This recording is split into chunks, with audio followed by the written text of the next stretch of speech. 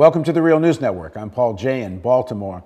In the Congo, the M23 movement, most people say backed by Rwanda, is waging armed warfare against the Congolese government, army, and many say the Congolese people.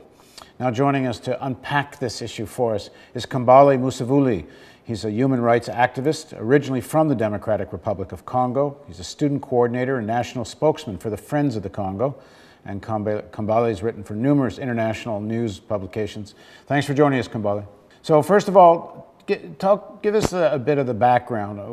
Where did M23 come from? So the M23 is a group of mutineers from the Congolese army. Formerly, before the Congolese army, there were rebels who were integrated into the Congolese army, and they used to be called CNDP. It's really a branch of proxy militia supported by Rwanda. So they're integrated into the Congolese military. Today, they have left the Congolese army, and they are now attacking the Congolese government, of course, also the Congolese people. Now, if I understand it correctly, there was an agreement which brought them into the Congolese army in, was it 2009? And the claim of M23, at least, is that there's provisions of this agreement that haven't been implemented, so that's why they've started fighting again. I mean, what are their demands, and what's the merit of them? Well, the statement that the M23 is making is really unfounded. The demands were to be integrated into the Congolese army, to have positions within the government, have better pay, and so on. I mean, we have to keep in mind, we have integrated armed militia into the Congolese army, and their demands were met. Today, they're saying that those demands are not met. Many numerous reports for the past 2 years have shown how they've created parallel structure of government. They've continued to pilfer Congo's resources while wearing the Congolese army uniform. And during many of the military operations, there were reports of the rapes they were committing on the women of the Congo in the region with total impunity, because there were now Congolese generals and colonels within the Congolese military, and no one could hold them accountable. We even had instances of one of the commanders, Bosco Tanganda, who was wanted at the International Criminal Court, playing tennis in Goma, while he has committed so many crimes there. So their claims are not founded. I still want to know what hasn't been met. Now, the challenge is that this is not the first time this is happening. It's almost as a cycle where militiamen are integrated into the Congolese military.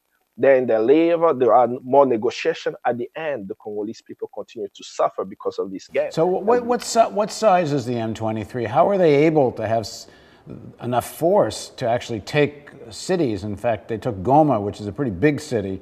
How do they get to that scale? Do they have any support amongst the people? Well, they do not have the support amongst the people. You know, it was a couple of hundred of them who committed mutiny. And the context of the mutiny is because Bosco Tanganda, one of the commanders, there was an order to actually get him arrested and send him to The Hague. So that's how this whole rebellion started. But now, a couple of hundred, today we're talking about over 1,000 of them. We have UN reports clearly describing how the Congolese army is not fighting the M23. It's in fact fighting the Rwandan military. So the UN group of experts, they have documented how Rwandan forces have crossed the border to join into the battle helping the M23. Not only that, the Rwandan government have recruited children in Rwanda to enlist them into fighting for the M23 inside of the Congo.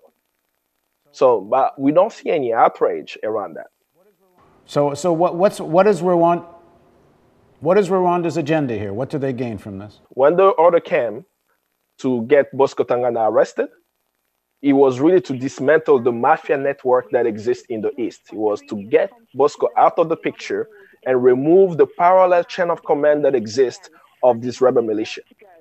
That's what these rebels are actually fighting for. They're fighting to maintain the illicit network that exists in the East, whereby Rwanda and Uganda will continue to pilfer the resources.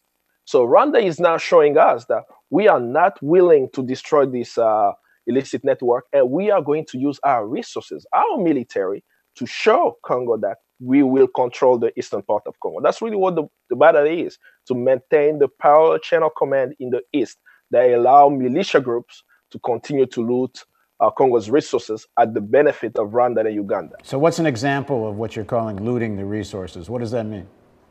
So we have now these militias who control different mines in the region.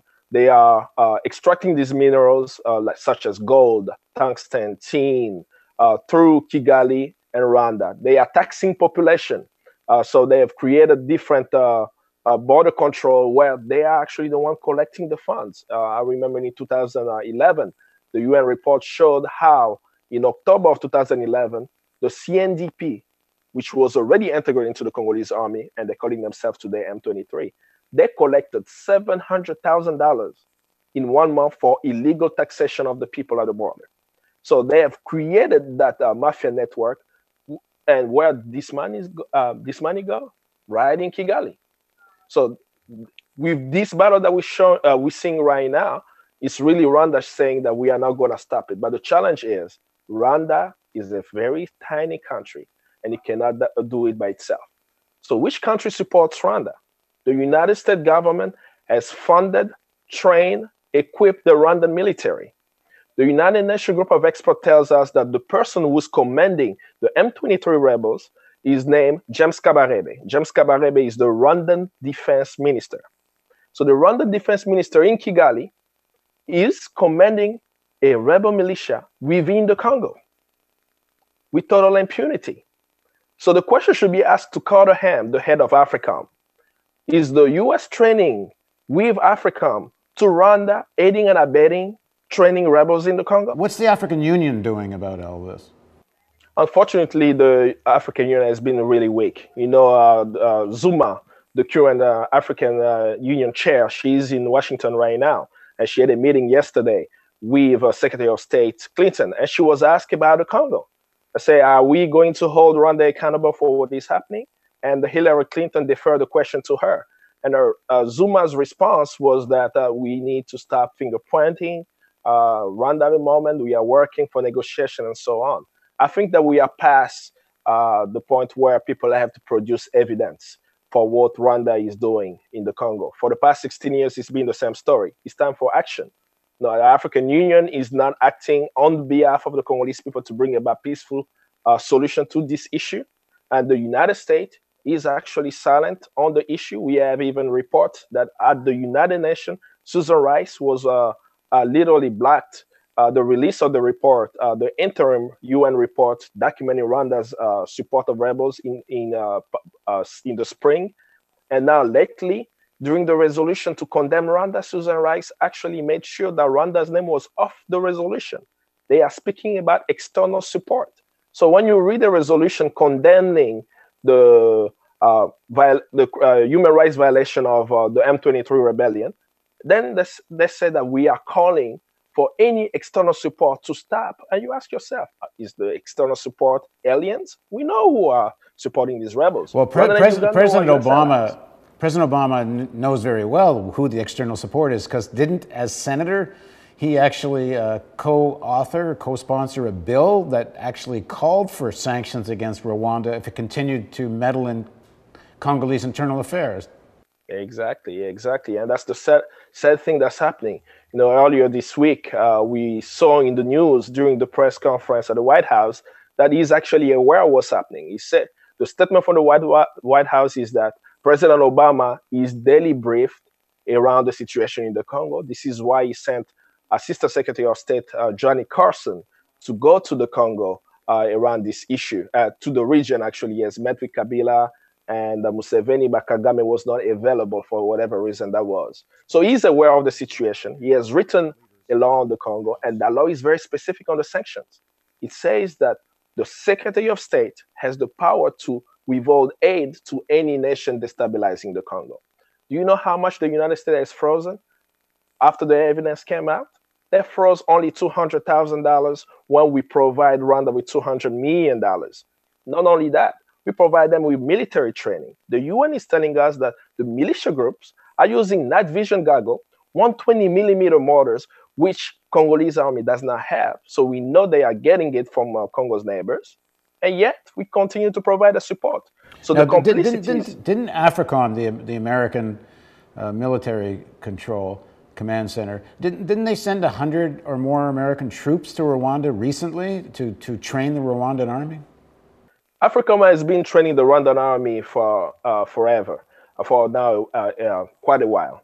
I think you're referring to the 100 special forces who were sent in Uganda to train yeah, that's right. the Ugandan soldiers to go after Joseph Kony. Remember the last segment I was in with you, I did share clearly that this campaign against Kony is really a scam. You cannot train the Ugandan military when they are committing human rights abuse in the country and the region. While I speak about Rwanda, I did also mention Uganda. Rwanda and Uganda are supporting the M23. So we're sending 100 special forces to go after Joseph Kony, who is somewhere in Central Africa. Now, of course, I always maintain is someone that needs to be brought to justice. But we have reports showing the Rwandan military kidnapping Rwandan kids to actually abduct them and put them in the rebel force. And we have yet seen a Stop Rwanda campaign. So what would you like to see?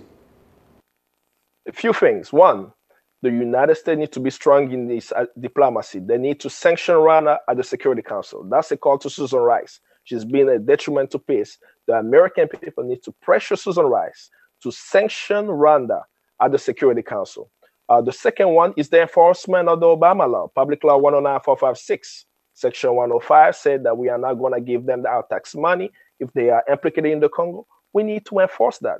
Third, there need to be pressure on the Congolese government because they are not dealing with the issues in the Congo, of course, because in some way, the government in the Congo is a legitimate government because of the fact that the US recognized an election in the Congo, making Joseph Kabila the president, while that wasn't the will of the people. And they did that because they wanted stability over democracy. Today, because of that, we have neither stability nor democracy.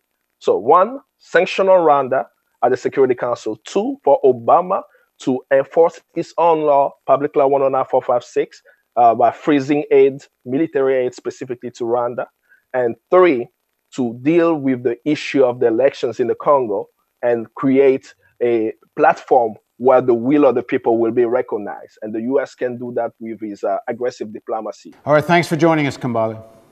Thank you. And thank you for joining us on the Real News Network. Don't forget, we're in our year-end fundraising campaign. Every buck you donate gets matched. Please, up to $100,000 bucks, so please click the donate button. Thanks for joining us on the Real News Network.